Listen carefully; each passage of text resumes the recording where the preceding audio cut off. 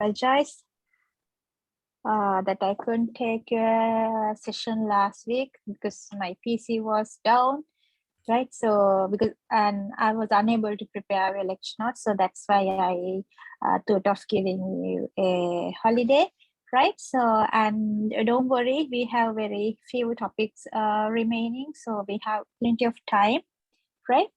And I gave you a homework assignment and from two students, Mamoru-san and from Hiroko-san.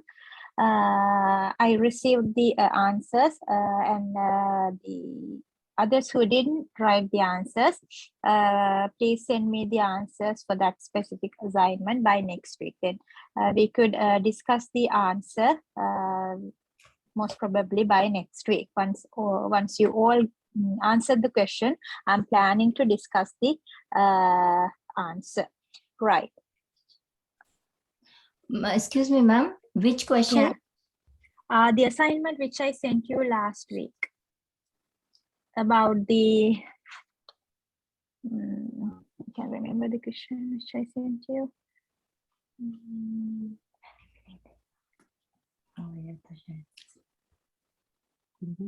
The question is about the archaeological and literary sources of the Indus Valley urbanizing. So sorry, ma'am. I forgot. We will submit it. It's okay. It's okay. It's okay. Never mind. It's okay. Never mind. Right. So, right. So try to answer them by next week so that we could discuss it. Right. So we have a new topic today, which is the Shramanic tradition. Right. So we finished discussing about the Vedic civilization and Vedic tradition, and we have a new topic, which is the Shramanic tradition. Right. So tonight we are going to start the discussing about this tradition, and I think we have this is some interesting topic, and I will be taking this topic around 3 days, right? So around within 3 days, I think we could finalize discussing this Shramanic tradition, right? So hope you all received the lecture note which I sent you yesterday, right? Right. So now let's look at what Shamanism is. So what Shamanism is, right? So if you take the word Shamanism, it is the term Shram means to strive, like a striver religion, right? To strive, to labor, right? So Shram means to strive, right? Like a striver religion, right? So the Shramanic tradition was prevalent in 6th and 7th centuries BCE within the Indo-Gangetic plains. Right, so it was prevalent and prominent within the Indo-Gangetic plain in India during the 6th and 7th centuries BCE. Right, so when we talk about the Shramanic tradition, we could identify several subdivisions within this specific tradition, right? So we will be discussing that later within this under this topic. I will come to that later, right? For the time being, in order to give you a kind of idea about the Shramanic tradition, we could identify various subdivisions or traditions within the Shramanic tradition, right? So the main subdivision, we will be discussing around 6 subdivisions later. Among them, the main subdivisions were Buddhism, Jainism, and Ajivakas. Right, so main subdivisions of the Shramanic tradition were Buddhism, Jainism, and Ajivakas. Right, so among those 3, the most prominent subdivisions were Buddhism and Jainism. Right, so during the 6th and 7th centuries BCE within the Indo-Gangetic plain, the specific tradition originated, and within the Shramanic tradition we could identify several subdivisions, right? So there are around main 6 subdivisions. Among them there are 3 main subdivisions, Buddhism, Jainism, and Ajivakas, right? So the Among those three, the Buddhism and Jainism were the most prominent subdivisions under the Shramanic tradition, right? So we will be discussing those subdivisions in detail later, right? So, and the Buddhism, as I indicated earlier, as I told you earlier, Buddhism and Jainism were prominent, and Ajivakas was also there, but afterward it disappeared. It disappeared after some time, right? So but Buddhism and Jainism, we could see up until today, it is present within the society, right? So the Ajivakas was prominent during that period, but it disappeared afterward, right? So some scholars and philosophers say and believe that Ajivakas was absorbed to Buddhism or Jainism. Some believe that it was disappeared throughout the time, but some scholars believe that it was the characteristics and the content of the Ajivakas was absorbed to Buddhism or Jainism, but there are not much evidences to prove that, right? Right. Anyway, Buddhism and Jainism was the most prominent. Ajivakas was also there. It disappeared afterward, and the Buddhism and Jainism are prominent subdivisions under the Shramanic tradition that we could see even within the present day, right? So if we take the introduction to the Shramanic tradition, how this was originated. Now let's look at how this was originated, right? So this is a group or the social group of ascetics who renounced the worldly life, who renounce means gave up, right? Gave up the worldly life to search for the truth about the life and universe, right? So within the Shramanic tradition, the group of ascetics composed with the ascetics who renounced the worldly life, who gave up their worldly life to search for the truth about the life and universe, to search for the truth about the life and universe, right? So philosophers and scholars believe that the Shramanic tradition gained the momentum from the Vedic tradition, right? So hope you can remember when we were discussing about the Vedic civilization within the, if we talk about it, the Vedic civilization, we divided the time phrase into two phases: early Vedic period and later Vedic period, right? So within the early Vedic period, people had very few requirements, few needs for their lives, right?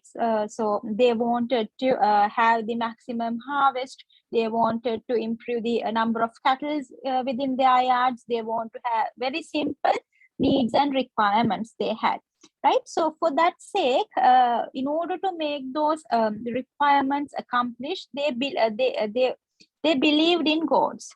There was a pantheon of gods, several gods. We discussed about those gods in detail, right? So they believed in those gods, right? So in order to take the blessings from the gods, they gave several oblations to gods, and in return they wanted to have the blessings from those gods, right? They seek the blessings from those gods, right? So those oblations later on became divided into simple to complex sacrificial ceremonies, right? So it was started within the early Vedic period, and throughout the time it became more complex, right? So it became the sacrificial offerings and sacrificial ceremonies, they became more complex, right? So what happened was, when it comes to the later Vedic period, some people were fed up with the sacrificial ceremonies, right? So they did not they could not see the actual truth behind those sacrificial ceremonies. They found that those sacrificial, there were some thousands and hundreds of animals were killed in some cases, right, in order to give oblations to gods, right? So the people were fed up with those in vain sacrificial ceremonies, and they wanted to know the actual truth behind those sacrificial ceremonies, and they wanted to know the truth about their lives as well as the universe, right? So what happened was, some people, they renounced everything, they gave up everything. People who fed up with the sacrificial offerings and the caste system which was prevailed within the society, they gave up their material life or worldly life, and they isolated themselves. They went into forest and they isolated themselves, and in seclusion they wanted to meditate, they wanted to contemplate, and they tried to understand the truth behind those sacrificial ceremonies, truth of the life and truth of the universe, right? So this is the starting point, how the scholars and most scholars believe that this is the starting point of the Shramanic tradition, right? So that is why most scholars and philosophers believe that the Vedic civilization, the Vedic ascetics gave the momentum to the Shramanic tradition, right? So we will be discussing the differences in between the Vedic ascetics as well as the Shramanic ascetics in detail later on, right? So it was the starting point. It was the starting point in which the Shramanic tradition was started, right? So if it Shamanism or this group of people who, the ascetics who renounced the worldly life, who gave up the worldly life in order to search for the truth of the universe, truth of the life, as well as the truth behind the sacrificial ceremonies, right? Right. So before moving into the more about the characteristics of the Shramanic tradition, let's look at the Brahmanism, or the Brahmanical order, which was we have discussed this in detail, of course, but we'll go briefly about the Brahmanical order, right? So hope you can remember, within the early Vedic period, the society, there was a egalitarian society, right? All the members of the society were treated very equally, right? So there were no division of the classes, no hierarchies were there within the early Vedic period, and so as the women, right? So the women also hold the every right, so as the men did, right? So hope you can remember, we discussed there were some social gatherings within the early period, Samiti and Sabha, where they discussed about their problems, life matters, right? So all the women, all the people of the society, right? There were no subdivisions were there, or no class division were there during the early period. So all the people of the society were allowed to participate in those Sabha and Samiti, in those social gatherings, so as the women, right? So women had the authority, women had the right to come up with their decisions, to come up with their thoughts, right? So but what happened was, throughout the time, women lost their authority, lost their rights to come up with their decisions, right? They lost their rights, right? And also throughout the time, what happened was, the society was divided into several layers. Actually, this was done by the Brahmins, right? So the main reason why the society was divided into several reasons, and the main reason why the Brahmins were treated as the highest layer within the society, because hope you can remember, Brahmins were the people who had the full authority to perform the sacrificial ceremonies, right? So the people who were within the lower layers, they did not had the chance to or they did not had the authority to perform the sacrificial ceremonies, right? So due to that fact, the society was divided into several layers within the Vedic period, right? So the Brahmins, Kshatriyas, Vaishyas, Shudras, right? Hope you can remember, right? So the because Brahmins were the people who had the authority, they were regarded as the highest hierarchy within the society. They were the people who had the authority to perform the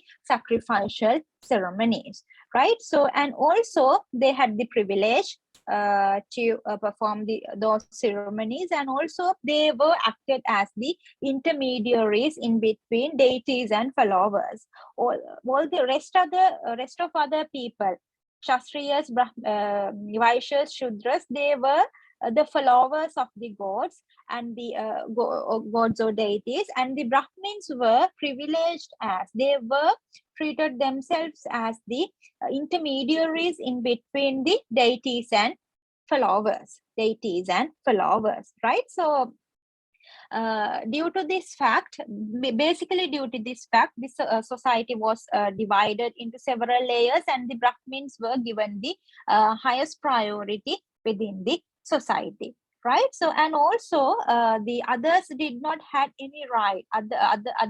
Other groups did not get the authority to perform the sacrificial ceremonies, and those sacrificial offerings, they were treated as sacred learning. The others did not have the right to learn those sacred learning, right? Even if we take the lowest level, which contains the Shudra, right? So they even did not had the right even to listen those chants, right? So they were really ill-treated within the Vedic society, right? So what is the difference in between the basic difference in between the Shramanic society, Shramanic tradition, and the Vedic tradition was Shramanics or the Shramans rejected the authority of the Brahmins. They directly rejected the authority of the Brahmins, and they further rejected the ritualistic orthodox ideas of the Brahmins. We will be discussing this later in detail, right? So the Shramanic tradition, they rejected the authority of the Brahmins. Rather, they treated each and every person within the society equally, like the early Vedic period did, right? So they wanted to, the Shramanic tradition, they wanted to have an egalitarian society where all the people within the society to be treated equally, and they were against with the ritualistic practices. They were against with the sacrificial ceremonies, right? They were opposed to the ritualistic orthodox ideas of the Brahmins, right? So due to these orthodox ideas of the Brahmins, they were able to control the entire society. Due to these orthodox ideas, the Brahmins were able to control the entire society as they wanted, right? So and they by that they were trying to take the benefit from all the society members, right? So but the Shramanic people or the Shramanic ascetics, they opposed to these ritualistic orthodox ideas which were kept by the Brahmins, right? So the that is the main difference that we could identify within the Shramanic tradition and the Vedic later Vedic period, right? So the if we take the lifestyle of the Shramans, right? So the as we discussed earlier, Shramanic tradition gained the momentum from the Vedic renunciation practices, right? So and the Shramans, they always wanted to renounce what they had within the renounce the worldly life, and they wanted to live in seclusion by meditating and contemplating. They wanted to live in seclusion, meditating and contemplating, right? So whenever they live in seclusion, the within the Vedic, now we are talking about the Vedic ascetics, right? Now let's look at the differences between the Vedic ascetics and Shramanic ascetics, right? So the you have to keep in mind, the Shamanism was originated from, according to the scholars and philosophers, they believe that Shamanism was originated from the Vedic renouncers. Vedic renouncers, right? So, but some philosophers believe that in contrast, right? But there are no more evidences to prove that. Most of the scholars believe that Shramanic tradition gained the momentum from the Vedic later Vedic period renouncers, right? So the if you take the Vedic period ascetics or the renouncers, they they gave up everything and they came to forests and they wanted to isolate themselves. They lived in seclusion, they meditate, they contemplated, and they wanted to learn the truth behind the sacrificial offerings, truth about the life, truth about the universe, right? So, and also when they live in seclusion, sometimes they lived alone, right? Sometimes they lived with families or with their disciples, right? So some ascetics, some renouncers lived alone within the Vedic period. Some ascetics lived with their families, or most of the ascetics, renounced ascetics, lived with their disciples, right? Lived with their disciples. And within the forests, when they lived with seclusion, they practiced austerities to gain purity of the mind, body, and spiritual powers, right? So they practiced always. What they did was they practiced austerities. Right? So those are those Vedic ascetics. Those Vedic renounced ascetics were the primary ascetics, right?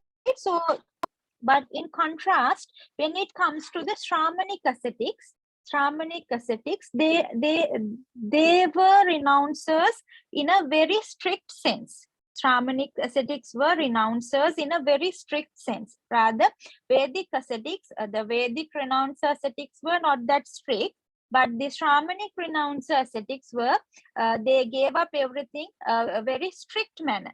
They gave up everything in the worldly life in a strict manner. They gave up the world or worldly life entirely, not like the Vedic ascetics, right? So now let's look at what differences prevailed in between the Shramanic ascetics and the later Vedic renounced ascetics, right? So the ascetics, hermits, anchorites, those terms are equal to the ascetics, right? So within the Vedic period, those ascetics were identified in several names: munis, sadhus, rishis, and etc. They were identified with several names: munis, sadhus, and rishis, and etc.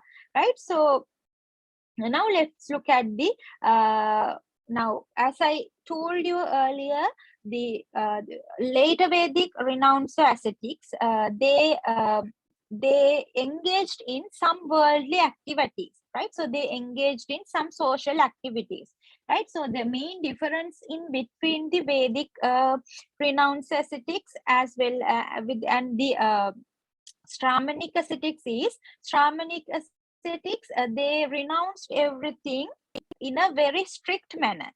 They gave up everything. They gave up the world or worldly life entirely. They did afterwards. They did not have any connection with the society. Shramanic ascetics, right? But when we talk about the later Vedic renounced ascetics, even though they gave up, they renounced worldly life, in most of the cases they had connection with the society.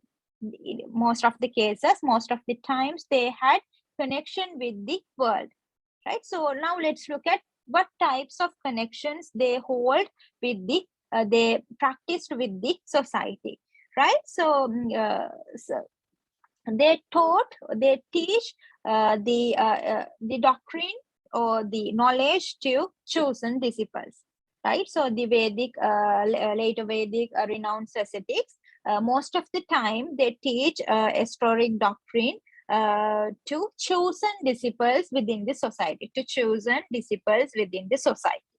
right? So now if we look at the Shramanic tradition also, they too taught the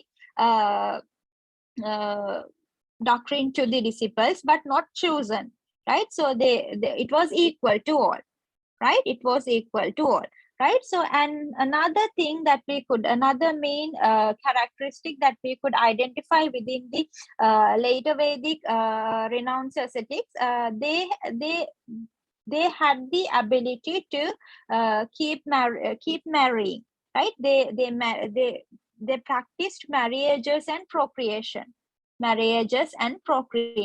It means they had the secular life also. They practiced secular life, right? So marriages and procreation, right? So it means they had very tight connections, even though they renounced several worldly life or worldly thing. They had tight connections with the society, marriage and procreation. And also they occasionally visited the society to participate in discussions and debates, right? So later Vedic ascetics, they occasionally participated or visited the society to participate in debates and discussions with other ascetic groups, especially with the other ascetic groups, right? So, and apart from that, they served as high priests within the royal ceremonies, right? They worked as high priests within the royal ceremonies. And also they gave counseling for the royal patrons as well as for the normal people, in order to have a better personal lives, right? Like counselors today, right? So they gave advices and counselings for the royal families as well as to other normal people, in order to have a good secular life, in order to solve their family matters and etc. They were acted as counselors, right? So they not like the Shramanic ascetics, they engaged in several activities with the society. They had connection, even though they renounced their possessions, they had more connections with the society, right? They had connections with the society, right? So they taught their doctrine to selected disciples, and some of they married, and they practice the procreation activities, and also they visited the society to participate several discussions and debates, and they acted, some of the ascetics acted as the royal priests within the royal ceremonies, and most of them gave counseling and advices to the royal patrons as well as the normal people, in order to lead a better life, better seclusion life, right? So it means the renouncer or the Vedic ascetics, they had even though they renounced, they gave up everything, still they maintained some relationship with the society. They did not give up everything entirely in a strict manner, not in a strict manner, right? Still they had some connection with the society. But in contrast, when we talk about the Shramanic ascetics, they maintain these renouncing practices in a strict manner. They gave up everything entirely, right? The Shramanic tradition, the Shramanic ascetics, right? So the Vedic ascetics, likewise, they engaged in such worldly activities, and in return, they wanted to have, in return, they seek some benefits in return by providing those services to the society. In return, they received gifts.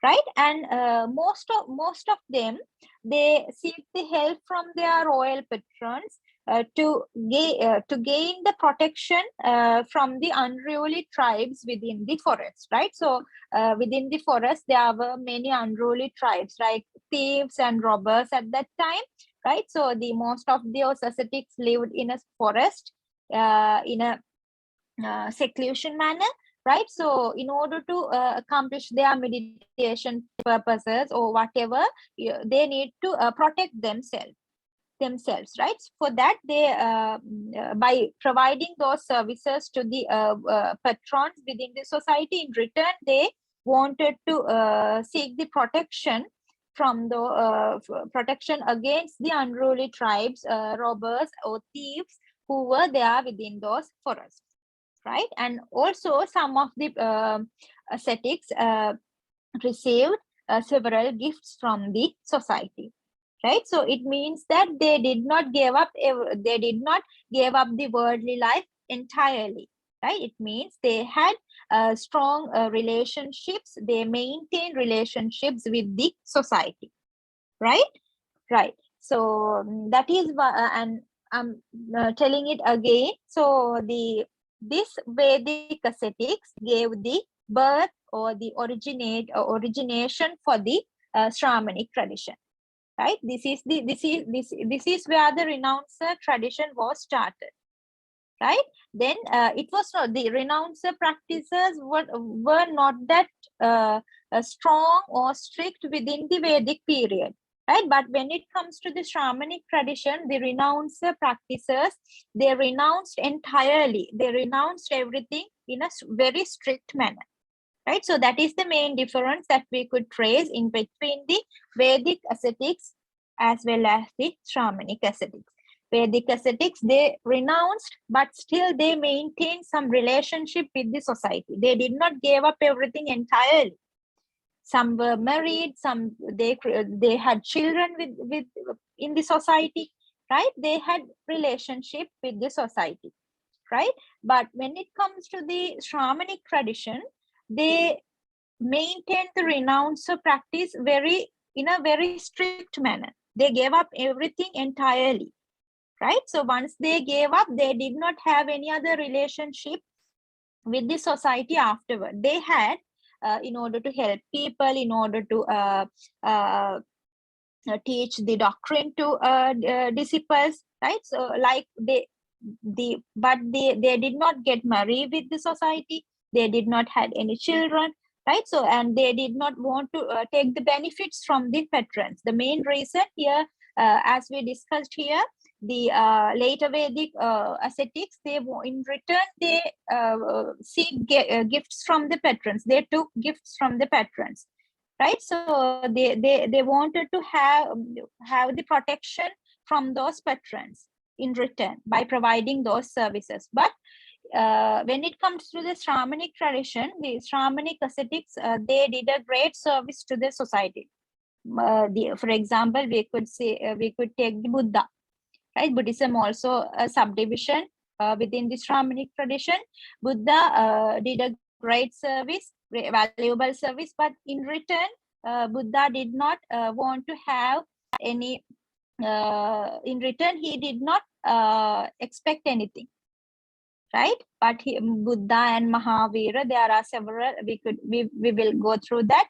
There are several Shramanic leaders but they, even though they wanted to do a service to the society, they did not had a great. They renounced everything and they did not maintain any relations with the society afterward, right? So that is the main difference that we could trace within the later Vedic ascetics and the Shramanic ascetics, right? So the later Vedic ascetics, they renounced, but still renounce ascetics, but still they maintain relationships. They did not give up everything entirely, right? So but when it comes to the Shramanic ascetics, they did not had any desires, right? They gave up everything, right? In return, they did not wanted to take any advantages from the patrons or from the society, right?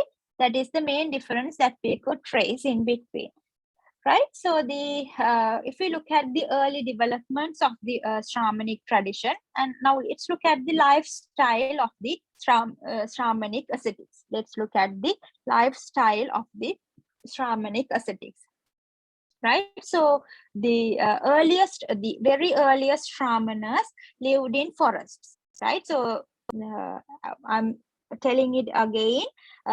According to most of the scholars and the philosophers, they believe that the Shramanic tradition gained the momentum from the later Vedic renouncer ascetics, right? Renouncer ascetics, right? So the earliest Shramas lived in forests, right? So they gave up everything, they renounced everything, and they came into forest. They wanted to have a seclusion life, right? So they lived in forest, and not in one place, rather they wandered from place to place, right? They wandered from place to place, right? So they did not had any in earliest period, the Shramanic ascetics, they actually did not had any shelters.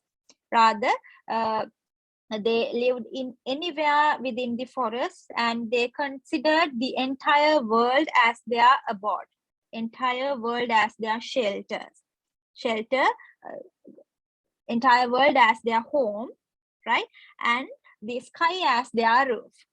They treated the sky as their roof, right? So, and they lived on alms. They lived on alms and abject penury, in abject to penury, right? So they basically lived in alms and in abject penury, right? So they possessed almost nothing.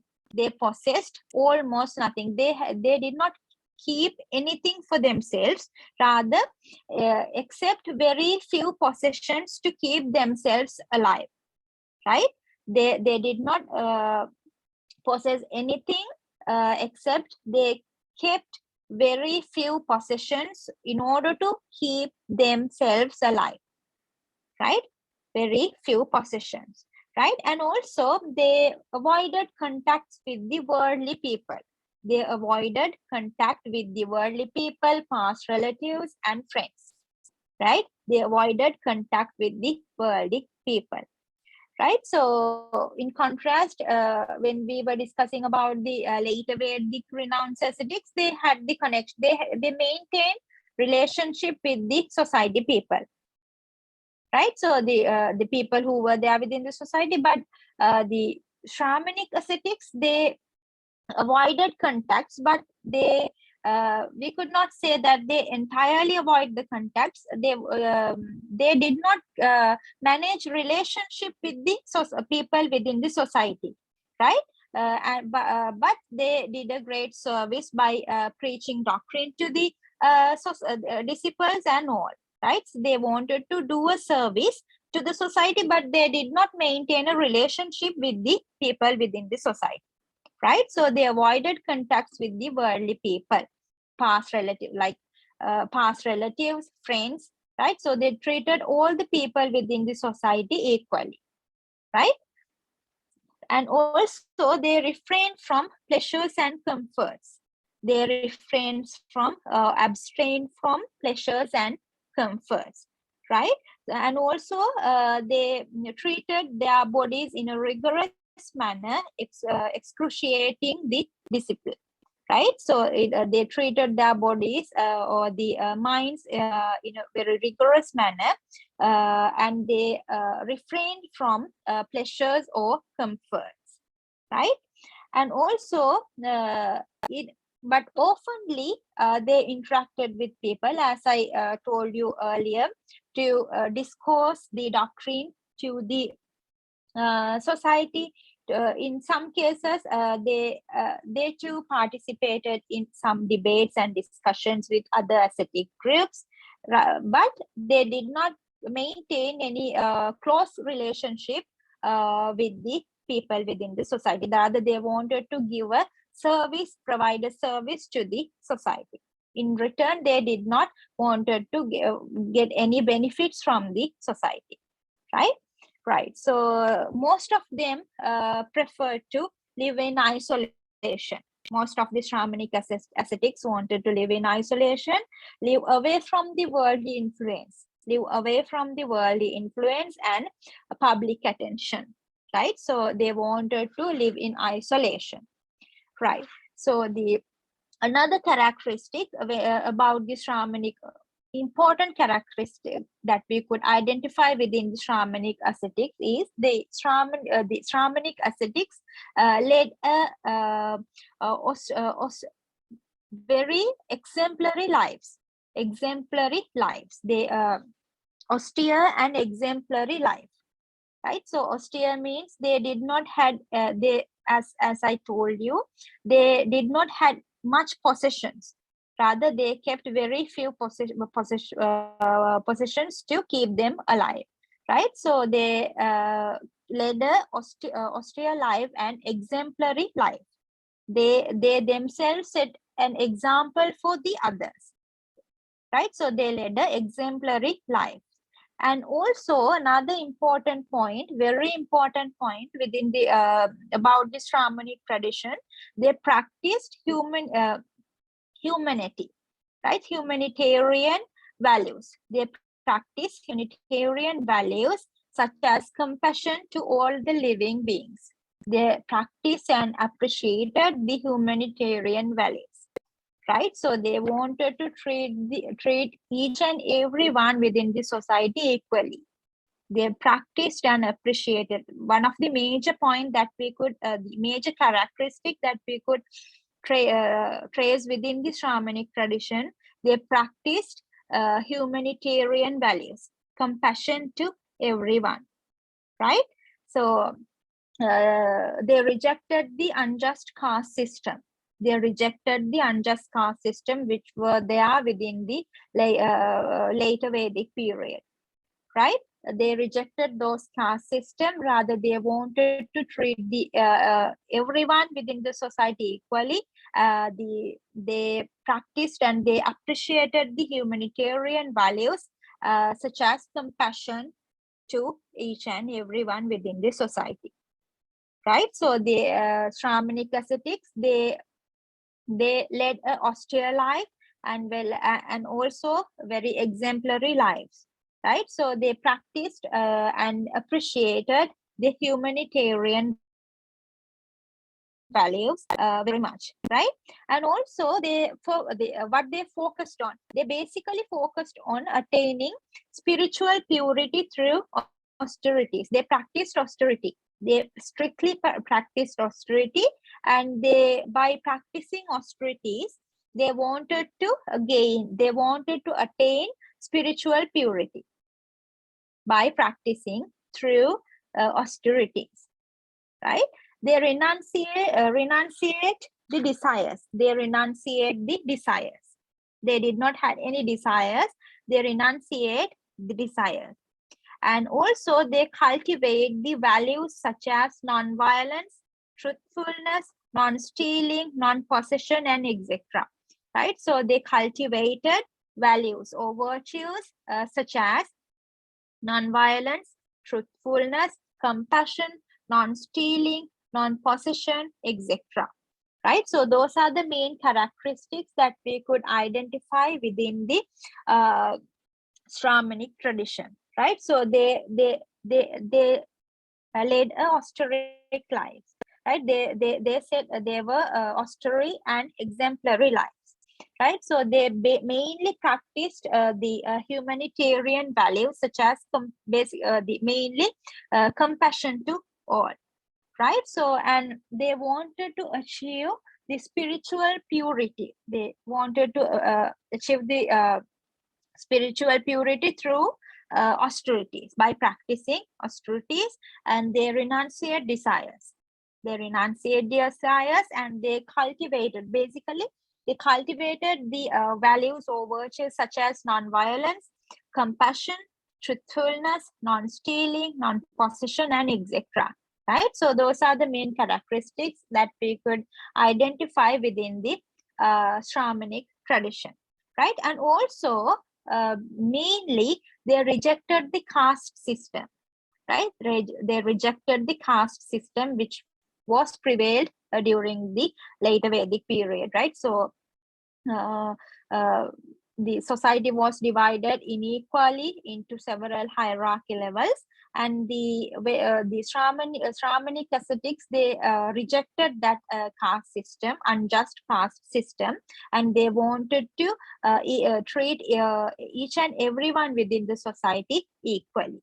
Right, the authority of they rejected the caste system as well as the authority of the Vedas, authority of the Brahmins, authority of the Vedas, right? So the superiority and the mediation of the priestly class, right? So the priestly class were the Brahmins, right? So the within the Vedic period, the priestly class was the Brahmins. They had the authority to control the society, right? So the Shramanic tradition, they rejected the superiority as well as the mediation of the priestly class, right? And also they rejected the unjust caste system which was prevailed during the later Vedic period, right? So there is a great book, Hindu Dharma Shastra. Within that book, we could identify the many beliefs and practices which were prevailed within the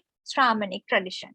Many beliefs and practices which were prevailed within the Shramanic tradition, right? So all those, now we discuss again and again, the Shramanic tradition freely borrowed the characteristics from the Vedism, and it improved upon them, right?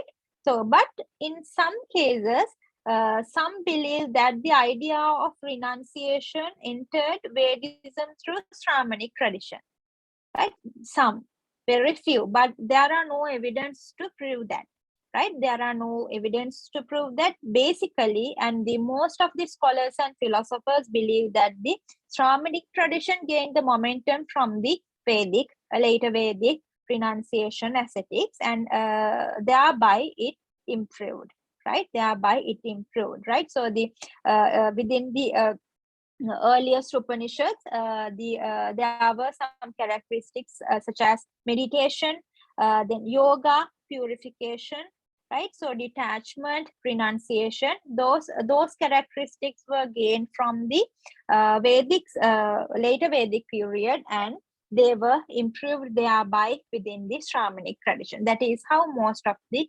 scholars believe, right? So so we have around 10 minutes left. We have another important topics to talk about: the religious movement brought by Shramanas, and the social changes happened due to the Shramanic tradition, right? So as we have very few minutes remaining, I'm not going to start those two topics today, right? So rather we will go through the points that we discussed today again, right? So like a summary, right? So the Shramanic tradition, the Shramanic tradition was prevailed within the Indo-Gangetic plain of India within the 6th and 7th centuries BCE. Right, so when within the Shramanic tradition, we could identify several subdivisions. Right, we basically 6 subdivisions are there. Among them, the basic or the prominent subdivisions were Buddhism, Jainism, and Ajivakas. Right, so among those 3, Buddhism and Jainism, even we could see to the present day.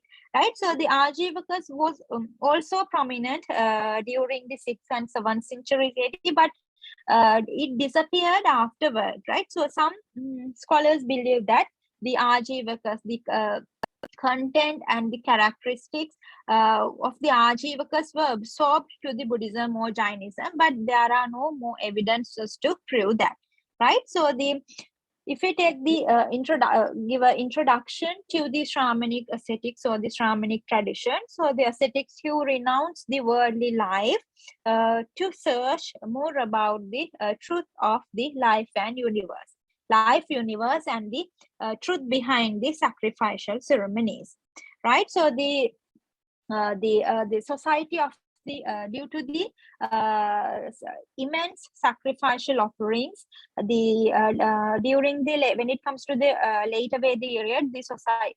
Early Vedic period, society was treated, each and everyone within the society was treated equally. Egalitarian society was there.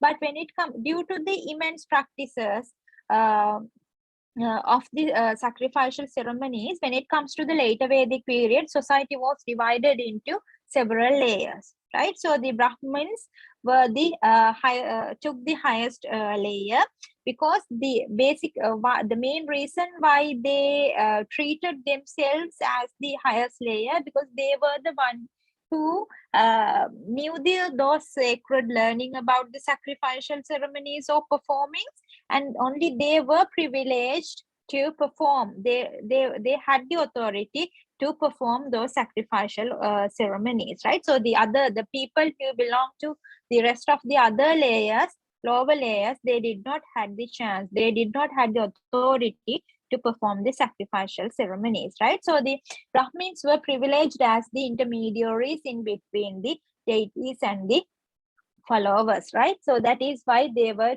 regarded as the highest layer within the society, right? So the Shramanic tradition, they rejected the authority of Brahmins, and also they rejected they opposed the ritualistic orthodox ideas of the Brahmins, right? So the difference between the Vedic ascetics and the later Vedic renounced ascetics and the Shramanic ascetics, the later Vedic renounced ascetics, even though they gave up the worldly life, they did not practice that in a very strict manner, right? Even though they gave up or they renounced, they maintained some relationships with the society,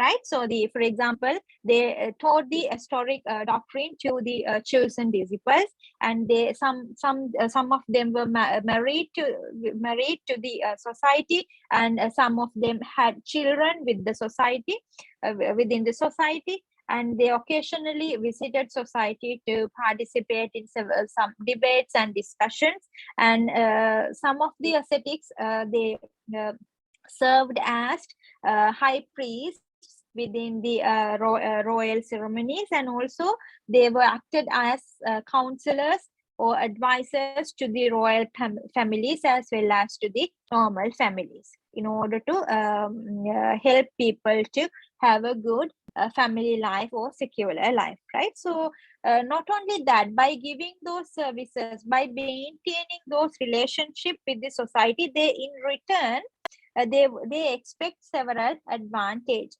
They expected several advantages. Some of the ascetics, they received gifts by providing those services to royal patrons and all. They received gifts, and they seek the protection from the royal patrons whenever they are they were lived within the forest. They had the problems with the unruly tribes and the robbers and thieves, right? So in return, they wanted to seek the protection from the royal patrons, right? So that is about, those are the things that they maintain, the relationships that they maintain with the society, right? So when we comes to the Shramanic ascetics, they did not maintain such relationship with the society.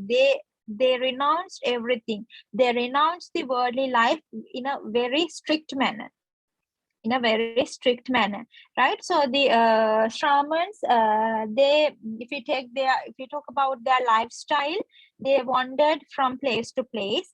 They did not have any shelters. They considered the world or the forest wherever they lived as their house or abode, and the sky as their grave, right? So they lived on alms. They possessed almost nothing, right? Rather, they kept very few things to keep themselves alive, right? So they abstained from pleasures and comforts. They refrained from pleasures and comforts. They very often they interacted with the other ascetic groups to engage in debates and discussions, but they did not maintain any relationships with the society as the Vedic ascetics did. Right, so what even though they had any kind of relationship with the society, it was to provide a service to the society. Right, so even though they provided a service, they in return they did not wanted to have, they did not want to have any advantages from the society. Right, so they preferred to live in isolation, away from the worldly life, and away from the public attention. Right, so and if we take the main characteristics within the Shramanic ascetics, they lived a very austere life and exemplary lives. Right, so they practiced humanitarian values such as compassion to all living beings. Right, so they led exemplary and austere lives. Right, so they basically focused on spiritual purity through practicing austerity.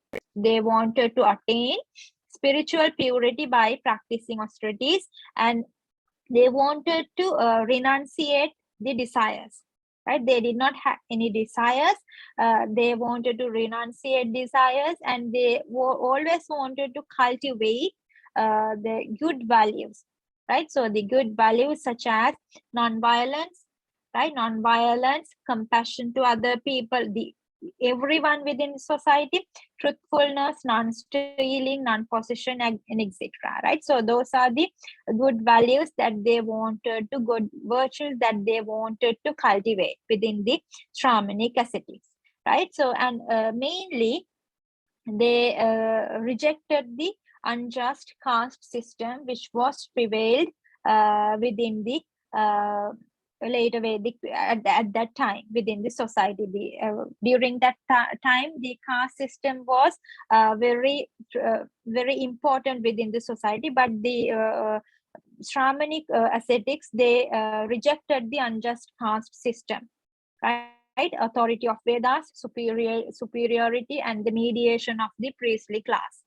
Right, so the priestly class was treated as the the highest hierarchy level within the society, but the Shramanic ascetics, they rejected that priestly class domination. Right, they rejected that domination. Right, so that is all about the main characteristics about the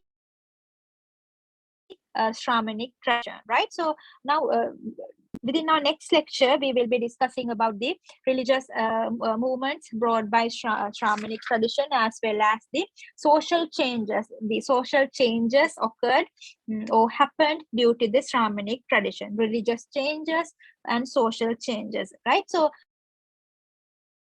and after that, we'll be discussing about the 6 Shramanic traditions, which were prevailed during the 6th and 7th centuries BCE in detail. Right, so I'm not going to give you any questions tonight. We will discuss the questions once we finish the entire Shramanic tradition note.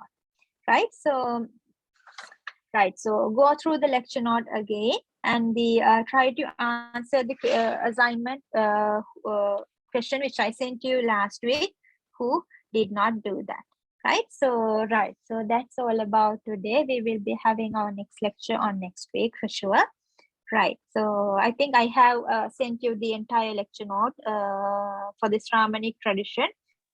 Right, so go through the lecture note, and we will meet on next Tuesday then. Stay safe all. Right, so thank you very much for joining with me. Stay safe. Thank you very much. Good night. Good night. Good night. Good night. Good night. Good night.